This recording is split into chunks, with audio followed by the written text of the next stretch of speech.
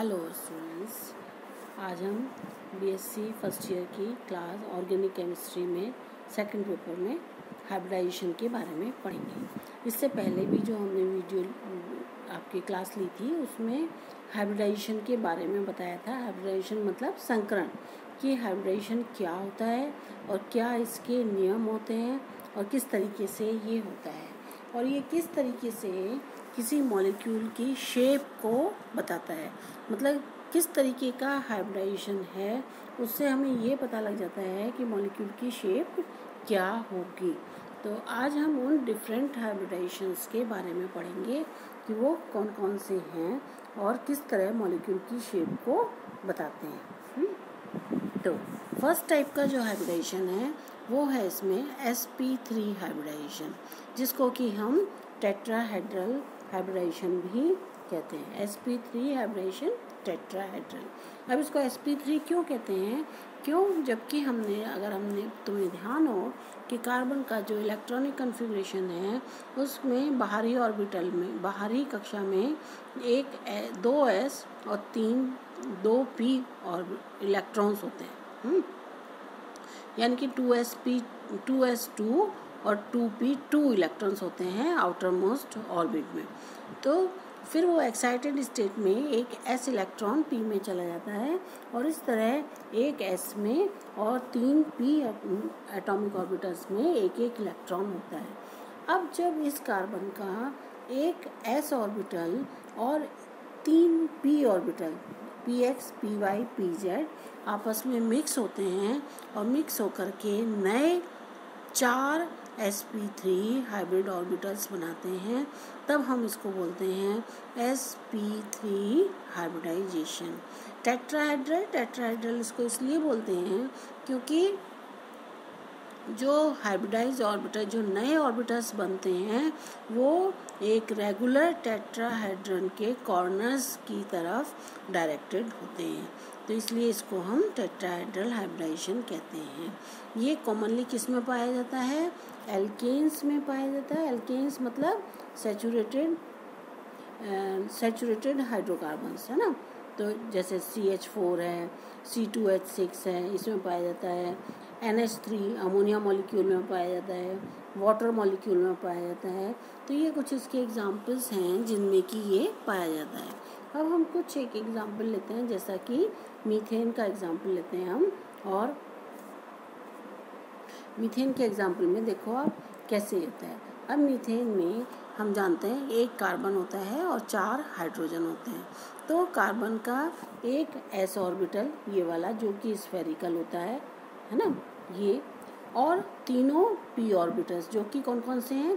px, py, pz, ये 3 atomic orbitals हैं carbon के। ये आपस में मिक्स होते हैं। जब ये मिक्स होते हैं तो मिक्स होकर के, क्योंकि ये 4 एटॉमिक ऑर्बिटल्स हुए, एक s हुआ और 3 p हुए, तो जब ये तीनों आपस में मिक्स होते हैं तो मिक्स होकर के 4 ही नए हाइब्रिड ऑर्बिटल्स बनाते हैं, जिनकी की एनर्जी बराबर होती है, शेप बराबर होती है, और उनका जो डायरेक्शन होता है 3 डायमेंशनल स्पेस में वो रेगुलर टेट्राहेड्रन होता है, जो कि ये यहाँ पर हम दिखा रहे हैं कि रेगुलर टेट्राहेड्रन है। ये 3 नीचे की तरफ डायरेक्टेड हैं, ऐसे इस तरीके से, ऐसे समझ लीजिए, ऐसे है ना, और इसमें एक ऊपर है ऐसे इस तरीके से, यूँ 3। तो ये रेगुलर टेट्राहेड्रन मतलब नीचे ट्रायंगल और साइड से करके इस तरीके से ये टेट्राहेड्रन बनता है। सेंटर में कार्बन होता है और वो चारों तरफ एक एक होता है। अब देखो आप डिफरेंस देखो, जो s ऑर्बिटल था हमारा वो कैसा था? स्फेरिकल है ये, है ना। और जो p ऑर्बिटल्स थे वो कैसे हैं? डम्बल शेप में, और जिनमें दोनों लोब्स बराबर हैं, है ना। जैसे x के दोनों लोब्स x एक्सिस के अराउंड, y एक्सिस के अराउंड है ये, तो ये y एक्सिस के अराउंड, z एक्सिस के अराउंड है, तो ये pz है। तो इस तरह 3 एटॉमिक ऑर्बिटल्स हो गए, px, py, pz। है ना। अब ये जब आपस में मिक्स हुए तो हमें 4 एटॉमिक ऑर्बिटल्स मिले जो कि हाइब्रिड हैं। हाइब्रिड मतलब ये चारों आपस में बराबर हैं। देखो 4 लोब हैं इनके। इनका क्या है, एक लोब बड़ा हो जाता है हाइब्रिड ऑर्बिटल्स में, एक लोब बड़ा हो जाता है, एक बहुत ही छोटा सा हो जाता है। तो इनकी ओवरलैपिंग से जो बॉन्ड बनते हैं वो स्ट्रॉन्ग होते हैं। तो ये है कार्बन की जो सेंट्रल कार्बन है उसमें sp3 हाइब्रिडाइजेशन कैसे हुआ। फिर अब ये देखो CH4 हम इसका एग्जाम्पल ले रहे हैं। अब जो कार्बन है, कार्बन में ये रहे चारों हाइब्रिड ऑर्बिटल्स।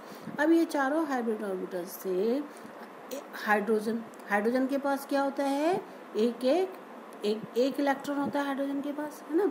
1s में होता है, तो 1s में इलेक्ट्रॉन होता है, तो कैसे होता है, स्फेरिकल होता है। तो ये हर हाइब्रिडाइज्ड ऑर्बिटल के साथ में एक हाइड्रोजन का s ऑर्बिटल ये ओवरलैपिंग के द्वारा एक बॉन्ड ये बना रहा है, एक बॉन्ड इधर बना रहा है, एक बॉन्ड इधर बना रहा है, एक बॉन्ड इधर बना रहा है। ये किस किस का ओवरलैपिंग हो रही है, sp3 हाइब्रिड ऑर्बिटल और s ऑर्बिटल हाइड्रोजन का है। इसी तरह यहाँ पे इस तरीके से ये कार्बन 4 हाइड्रोजन से 4 सिग्मा बॉन्ड बना रहा है। सिग्मा बॉन्ड कौन से होते हैं, जो हेड ऑन कॉलिजन से होते हैं, तो इसलिए यहाँ पर ये 4 सिग्मा बॉन्ड बना रहा है। तो ये जो इसका स्ट्रक्चर, ये मॉलिक्यूलर ऑर्बिटल स्ट्रक्चर है मीथेन का। ये इसमें यहाँ पर हम दिखा रहे हैं, ये देखो ये 3 हाइड्रोजन, एक ये नीचे ट्रायंगुलर नीचे की तरफ और ये ऊपर की तरफ। अब क्योंकि ये प्लेनर तो है नहीं, तो जो डॉटेड है वो दिखा रहा है पेपर के प्लेन से पीछे की तरफ है, ये वाला पेपर के प्लेन के पीछे की तरफ। और जो ये वाला डार्क वाला दिखा रहे हैं, ये दिखा रहे हैं पेपर के प्लेन से ऊपर की तरफ उभरा हुआ। और जो ये हाइड्रोजन है और ये हाइड्रोजन है, ये पेपर के प्लेन में है। तो इस तरह जो CH4 का जो मॉलिक्यूलर ऑर्बिटल डायग्राम है वो ये है। इसमें जो बॉन्ड एंगल यानी कि कार्बन पर जो 2 एडजेसेंट बॉन्ड हैं, ये वाला और ये वाला, इनके बीच में जो 3 डायमेंशनल स्पेस में एंगल है उसको वो होता है 109 डिग्री 28 मिनट्स, है ना। तो इतना ये होता है, 28 होता है, 29 नहीं होता, ये इसमें गलत है। तो इसका कितना होता है, 109 डिग्री 28 मिनट्स इसका बॉन्ड एंगल होता है। अब बॉन्ड लेंथ कितनी होती है, बॉन्ड लेंथ जो कार्बन और हाइड्रोजन के न्यूक्लियाई के बीच का डिस्टेंस होता है उसको हम कहते हैं बॉन्ड लेंथ। वो कितनी है, 1.08 एंगस्ट्रॉम। एंगस्ट्रॉम क्या है, इसकी यूनिट है। तो इस तरीके से जो कार्बन का मॉलिक्यूलर CH4 का जो मॉलिक्यूलर ऑर्बिटल डायग्राम है वो ये है इधर यहाँ पर, और ये उसका 3 डायमेंशनली रिप्रेजेंटेशन है। नेक्स्ट इसका एग्जाम्पल है ईथेन। ईथेन आप जानते हैं 2 कार्बन होते हैं और 6 हाइड्रोजन होते हैं। तो दोनों ही कार्बन का टेट्राहेड्रल हाइब्रिडाइजेशन होता है, यानी कि sp3 हाइब्रिडाइजेशन होता है। तो एक कार्बन ये रहा आपका, एक कार्बन ये रहा, इसके भी 4 हाइब्रिड ऑर्बिटल्स, 1 2 3 4। इसी तरह इस वाले कार्बन के भी 4 हाइब्रिड ऑर्बिटल्स, 1 2 3 4। और इसमें टेट्राहेड्रली ये इस कार्बन के चारों तरफ हैं। तो एक तो sp3 हाइब्रिड ऑर्बिटल एक कार्बन का, एक दूसरा sp3 हाइब्रिड ऑर्बिटल दूसरे कार्बन का, ये दोनों आपस में ओवरलैपिंग से बॉन्ड बना रहे हैं। और कैसा बॉन्ड बना रहे हैं, सिग्मा बॉन्ड बना रहे हैं। अब इस कार्बन के पास भी 3 हाइब्रिड ऑर्बिटल्स हैं, इस कार्बन के पास भी 3 हाइब्रिड ऑर्बिटल्स हैं। ये तीनों हाइब्रिड ऑर्बिटल्स एक हाइड्रोजन के साथ ओवरलैपिंग के द्वारा सिग्मा बॉन्ड बना रहे हैं। एक ये रहा, एक ये रहा, एक ये रहा, इसी तरह एक यहाँ, एक यहाँ, एक यहाँ।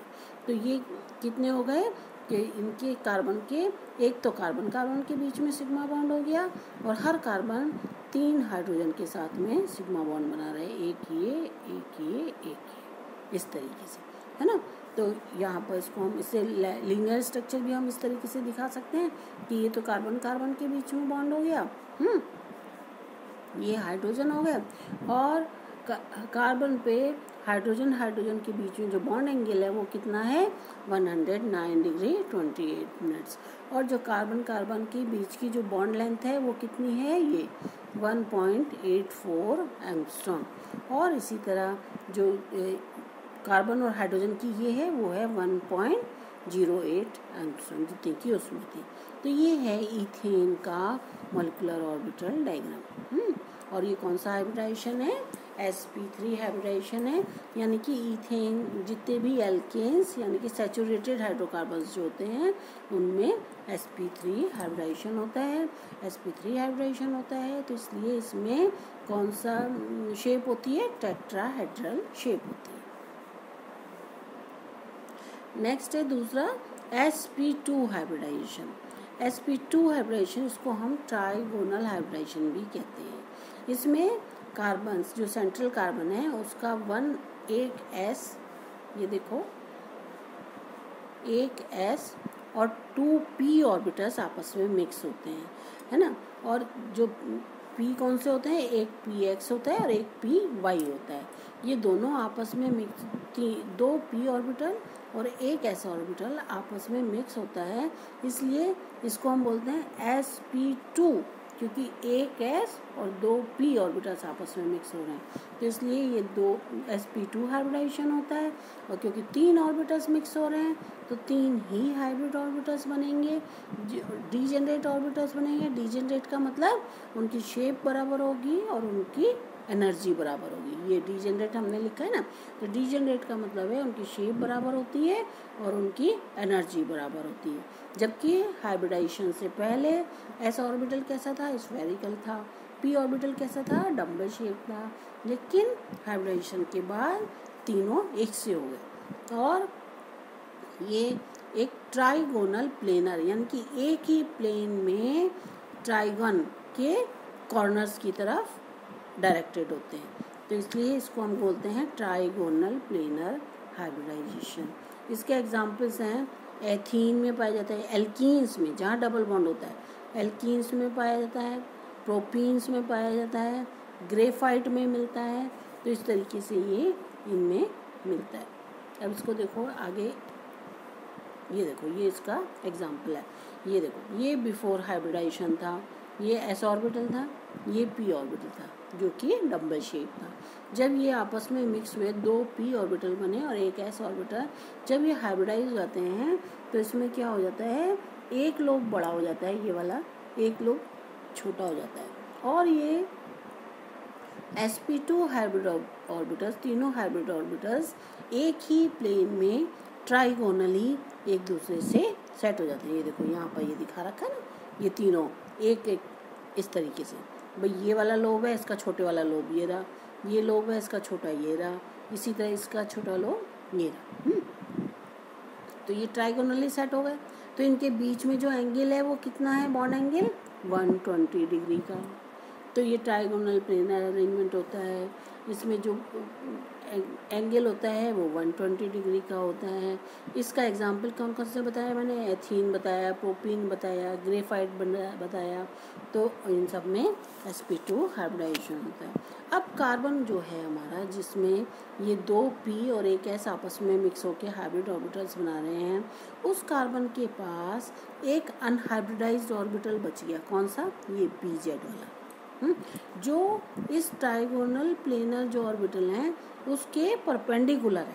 परपेंडिकुलर मतलब जैसे ऐसे है, सपोज कर लो ऐसे, ये ऐसे मतलब हाथ के लेवल में वो है, तो उसके ऐसे ऊपर नीचे दोनों, एक ऊपर और एक नीचे, ये जैसे शेडेड पोर्शन से दिखा रखा है ना, तो इस तरीके से वो इसमें अनहाइब्रिडाइज्ड ऑर्बिटल रहता है। तो अब ये जो, अब हम इसका स्ट्रक्चर देखें, इथेन में हम इसका स्ट्रक्चर देखें तो कैसे, देखो ये है इथेन, एथीन।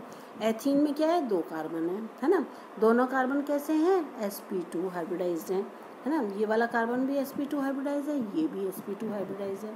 तो यानी कि ये जो प्लेन दिखा रखे हैं ये तो हैं हाइब्रिड ऑर्बिटल्स। इसी तरह इस वाले कार्बन के ये हैं हाइब्रिड ऑर्बिटल्स। तो एक तो ये कार्बन कार्बन के बीच में क्योंकि हेड ऑन कॉलिजन हुआ और सिग्मा बॉन्ड बन गया ये वाला। फिर इस कार्बन का एक हाइड्रोजन के साथ ये बॉन्ड बन गया, इसी तरह इस कार्बन का एक ये हाइड्रोजन के साथ ये बॉन्ड बन गया, तो ये 3 तो सिग्मा बॉन्ड बन गया। इसी तरह इसके एक बन गए, एक ये बन गया, एक बन गया। अब दोनों ही कार्बन पर, इस वाले पर भी और इस वाले पर भी एक एक अनहाइब्रिडाइज्ड pz ऑर्बिटल है ये, और जो कैसा है, इस प्लेन के परपेंडिकुलर है, लंबवत, जैसा कि मैंने बताया। लेकिन ये दोनों आपस में कैसे हैं, पैरेलल हैं, एक दूसरे के समानांतर हैं। तो ये दोनों कैसे ओवरलैप करेंगे, साइड वाइज ओवरलैप करेंगे, यानी कि इसका ये वाला लोब इसके साथ और ये वाला लोब इसके साथ। तो जब साइड वाइज ओवरलैपिंग होगी तो क्या बनेगा, हमारा पाई बॉन्ड बन जाएगा, जैसा कि यहाँ पे दिखाया है। तो जो एल्कीन्स होते हैं या एथीन होते हैं, उसमें कार्बन कार्बन 3 सिग्मा बॉन्ड बनाते हैं। एक तो कार्बन कार्बन के बीच में, ये 2 हाइड्रोजन के साथ में, एक इधर हाइड्रोजन के साथ और एक इधर हाइड्रोजन के साथ, है ना ये। और ये जो ये दिखा रखा है, ये क्या है, पाई बॉन्ड है, जो कि pz ऑर्बिटल, ये वाला pz और ये वाला pz दोनों जब आपस में साइड वाइज ओवरलैपिंग करते हैं तो ये बनता है। तो इस तरह हमारा एल्कीन मॉलिक्यूल बनता है। तो यानी कि एथीन जो है उसमें हमारा कार्बन पर कौन सा हाइब्रिडाइजेशन है, sp2 हाइब्रिडाइजेशन है। और जब कभी किसी मॉलिक्यूल के अंदर sp2 हाइब्रिडाइजेशन होता है तो वो कैसा होता है, प्लेनर ट्राइगोनल, ट्राइगोनल, ये 3 हो गए ना, ये तीनों है ना। और इसमें क्या हो गया, आपका 120 डिग्री का एंगल हो गया। थर्ड टाइप का हाइब्रिडाइजेशन वो क्या होता है, sp हाइब्रिडाइजेशन। sp हाइब्रिडाइजेशन क्या होता है, जब इसमें कार्बन का एक s और एक p ऑर्बिटल आपस में मिक्स होते हैं। अब क्योंकि 2 ऑर्बिटल मिक्स हो रहे हैं तो 2 ही हाइब्रिड ऑर्बिटल्स बनेंगे, और क्योंकि एक s और एक p है तो इसलिए इसको हम बोलते हैं sp हाइब्रिडाइजेशन। और 2 हाइब्रिड ऑर्बिटल्स बनेंगे और दोनों हाइब्रिड ऑर्बिटल्स एक दूसरे से 180 डिग्री के एंगल पर इंक्लाइन रहते हैं, या ये कहें अपोजिट डायरेक्शन में दोनों रहते हैं और प्लेनर रहते हैं, या लीनियर बोल सकते हैं इसको, या हम डायगोनल कह सकते हैं, क्योंकि 2 कॉर्नर्स हुए तो इसलिए हम इसको डायगोनल स्ट्रक्चर भी बोल सकते हैं। ये किस में पाया जाता है, एसिटिलीन मॉलिक्यूल में ये मिलता है sp हाइब्रिडाइजेशन। देखो इसका मॉलिक्यूलर ऑर्बिटल डायग्राम देखते हैं, ये देखो ये है ना। अब ये कार्बन है, ये कार्बन, एक ये कार्बन है, एक ये कार्बन है ना। इस कार्बन पर 2 sp हाइब्रिड ऑर्बिटल्स हो गए, एक ये रहा, एक ये रहा, और दोनों कैसे सिचुएटेड है, एक दूसरे के अपोजिट, यानी कि 180 डिग्री का एंगल है इनके बीच में, है ना।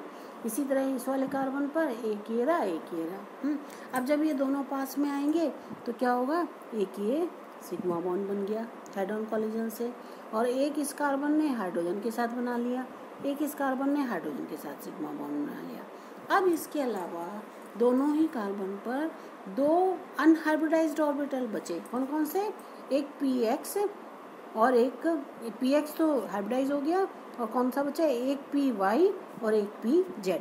तो ये क्या होगा, तो ये जो मॉलिक्यूलर एक्सिस है दोनों आपस में भी एक दूसरे के परपेंडिकुलर है और मॉलिक्यूलर एक्सिस की भी परपेंडिकुलर है। तो ये एक तो हो गया यूं ऊपर नीचे, एक ऐसे हो गया ऊपर नीचे, है ना, समझ में आ गया, ऐसे यूं, हाँ। तो कैसे हो गया, अब ये हो गए। तो अब ये जो हैं जब आपस में ओवरलैप करेंगे तो जो y है इसका y इसके परपेंडिकुलर पैरेलल है, इसका z इसके z के परपेंडिकुलर पैरेलल है, तो आपस में साइड वाइज ओवरलैपिंग करेंगे दोनों लोब्स। तो क्या होगा फाइनली कि जो मॉलिक्यूलर एक्सिस हमारी ये है ना, इसके चारों ओर पाई इलेक्ट्रॉन्स का एक सिलेंडर सा बन जाएगा, है ना, ऊपर नीचे पूरा शीट कवर कर लेगा। तो इसको इसीलिए इसको हम कहते हैं सिलेंड्रिकल स्ट्रक्चर भी बोलते हैं, है ना। तो ये किस में पाया जाता है, ये एल्काइंस में पाया जाता है, जिसमें कार्बन कार्बन के बीच में ट्रिपल बॉन्ड होता है। और ट्रिपल बॉन्ड किस किस का होता है? एक तो सिग्मा बॉन्ड होता है और 2 पाई बॉन्ड बनते हैं, एक पी वाई के बीच में यहाँ पे और एक पी जेड के बीच में पैरेलल साइड वाइज ओवरलैपिंग से। तो इस तरीके से ये एल्काइंस में पाया जाता है जहाँ ट्रिपल बॉन्ड होते हैं। और जो मॉलिक्यूल की जो शेप होती है वो कैसी होती है? लीनियर, है ना। ये इधर हाइड्रोजन हो गया, इधर हाइड्रोजन हो गया, इधर यहीं पे कार्बन हो गया, तो एक लाइन की फॉर्म में हो गया, सिलेंड्रिकल स्ट्रक्चर होता है।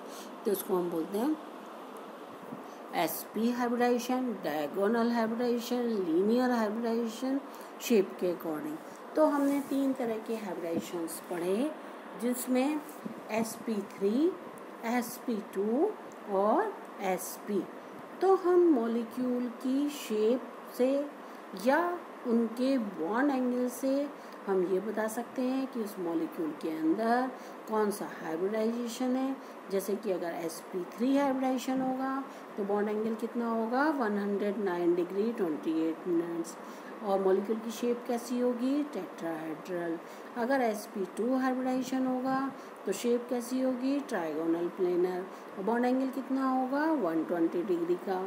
और अगर sp हाइब्रिडाइजेशन है तो मॉलिक्यूल की शेप कैसी होगी? लीनियर होगी।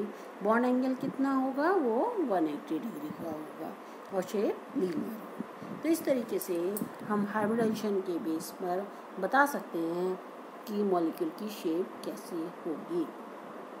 लेकिन इसके अलावा कुछ ऐसे कंपाउंड्स भी होते हैं जो कि एबनॉर्मली बिहेव करते हैं, जिनमें हाइब्रिडाइजेशन तो कुछ और होता है, मॉलिक्यूल की शेप कुछ और होती है और उनमें बॉन्ड एंगल कुछ और होता है, एक्सपेक्टेड जो होता है उस वैल्यू से अलग होता है।